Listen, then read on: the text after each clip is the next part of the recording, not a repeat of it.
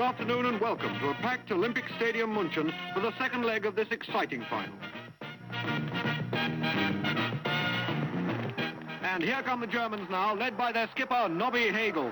They must surely start favourites this afternoon. They've certainly attracted the most attention from the press with their team problems. And let's now see their lineup. The Germans playing 4-2-4, Leibniz in goal, back four, Kant, Hegel, Schopenhauer and Schelling, front runners Schlegel, Wittgenstein, Nietzsche and Heidegger, and the midfield duo of Beckenbauer and Jaspers. Beckenbauer obviously a bit of a surprise there. And here come the Greeks, led out by their veteran centre-half, Heraclitus. Let's look at their team. As you'd expect, it's a much more defensive lineup. Plato's in goal, Socrates a front runner there, and Aristotle as sweeper. Aristotle very much the man in form. One surprise is the inclusion of Archimedes. Well, here comes the referee, Kung Fu Tzu, Confucius and his two linesmen, St. Augustine and St. Thomas Aquinas. And as the two skippers come together to shake hands, we're ready for the start of this very exciting final. The referee, Mr. Confucius, checks his sand, and they're off. Nietzsche and Hegel there. Karl Jaspers, number 7 on the outside. Wittgenstein there with him. There's Beckenbauer. Schelling's in there, Heidegger covering. Schopenhauer. And now it's the Greeks, Epicurus, Plotinus number 6.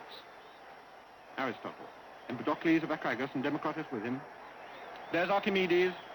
Socrates, there he is, Socrates. Socrates there, going through. There's the ball, there's the ball. We'll be bringing you back to this exciting contest the moment anything interesting happens.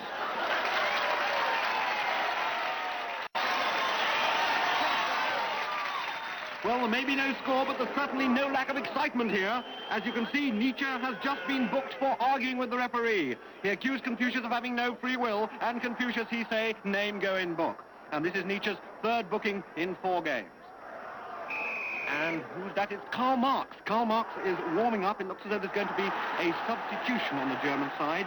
Obviously, manager Martin Luther has decided on all-out attack, as indeed he must, with only 2 minutes of the match to go.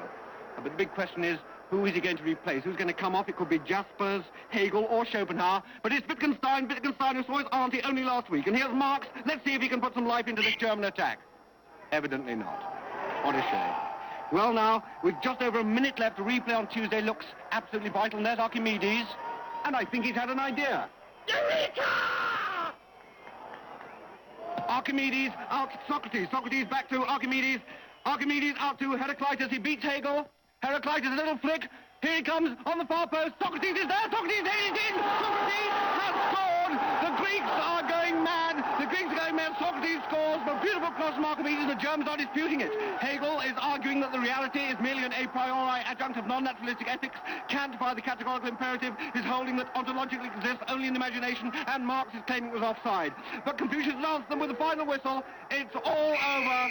Germany, having trounced England's famous midfield trio, Bentham, Locke and Hobbes in the semi-final, have been beaten by the odd goal. And let's see it again. There it is.